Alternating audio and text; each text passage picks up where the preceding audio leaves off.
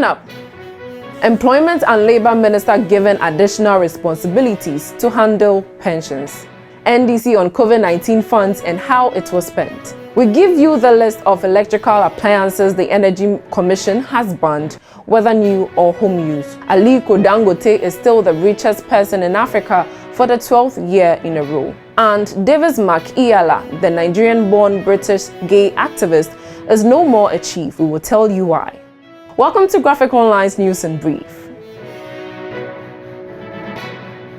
We start from the Public Accounts Committee of Parliament when it came out today that the Minister of Employment and Labour Relations has been given additional responsibilities to handle pensions. This is after President Akufo-Addo moved pensions away from the Ministry of Finance.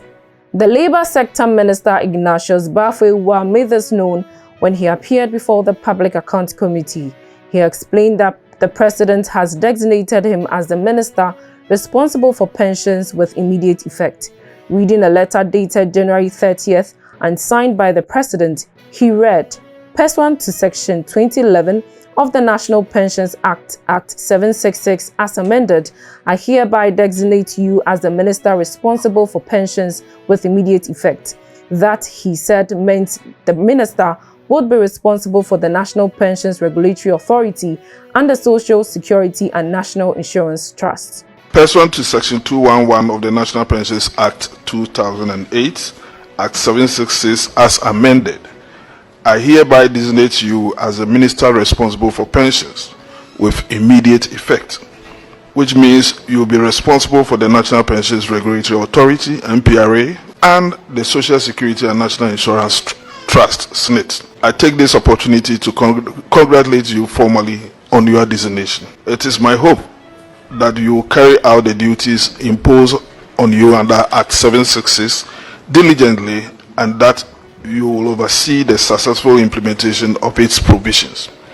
Yours sincerely, signed, Nana Addo Dankwa Akufo-Addo, an address to Honorable Ignatius Bafewa, MP, Minister for Employment and Labour Relations, Accra. The opposition National Democratic Congress this afternoon addressed a press conference and spoke about issues on the economy in relation to the management of COVID-19 funds and other matters. The Auditor General reports observed that out of the total amount of 21.8 billion, only 11.7 billion was spent on COVID-19, while the rest of the money, precisely 10 billion Ghana cedis, was spent on so-called, quote, budget support, unquote.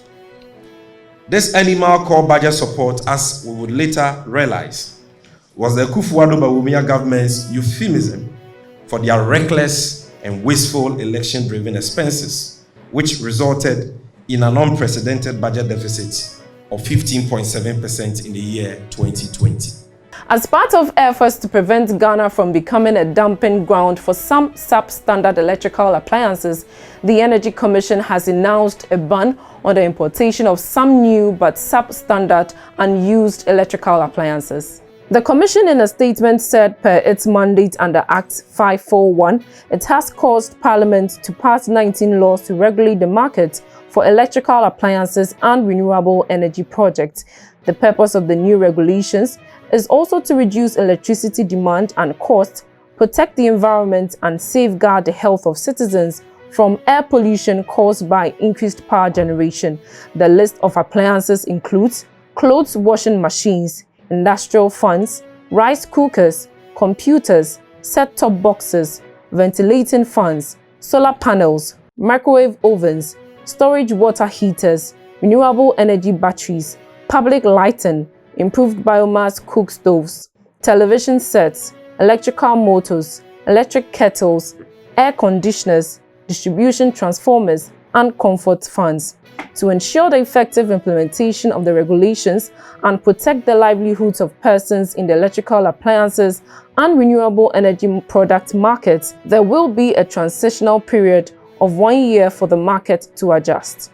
Nigerian industrialist Aliko Dangote, whose fortune dropped $400 million to $13.5 billion over the past year, has emerged as the richest person in Africa for the 12th year in a row. Per Forbes magazine's new released 2023 list of Africa's billionaires, South African luxury goods magnate Johann Rupert placed second again, as he has done in consecutive years, despite falling $300 million to $10.7 billion, while metal and mining magnate Nicky Oppenheimer and his family placed third with $8.4 billion. Per the list, Africa's wealthiest people shared a combined $3.1 billion in the past 12 months. As a group, the continent's 19 billionaires are worth an estimated $81.5 billion, down from $84.9 billion a year ago, despite one more billionaire in the ranks. And before we go back to Yamranza in the central region, where Davis Mac-Iyalla, the Nigerian-born British national LGBTQ activist who was installed as a development chief, has been stripped of the title. The chiefs have stripped him of that title and reversed his installation on the grounds that he did not reveal his true identity to them. According to the chiefs, they had known him only as Kweku Edu, a resident of Cape Coast for the past 10 years, but only got to know what he was also known as Davis Mac-Iyalla, an LGBTQIA+ rights activist, only a few moments to the installation at the weekend. In view of that, they have decided to reverse the process and that Mac-Iyalla cannot refer to himself as a chief anymore. One, I got to know this man as Nana Kweku Edu through some friends in Cape Coast that he has been very helpful in social developmental projects. That I informed a person before of Yamransa and that had a discussion with them and decided to honor him as a Mac-Iyalla and persuade him into bracket to assist Yamransa.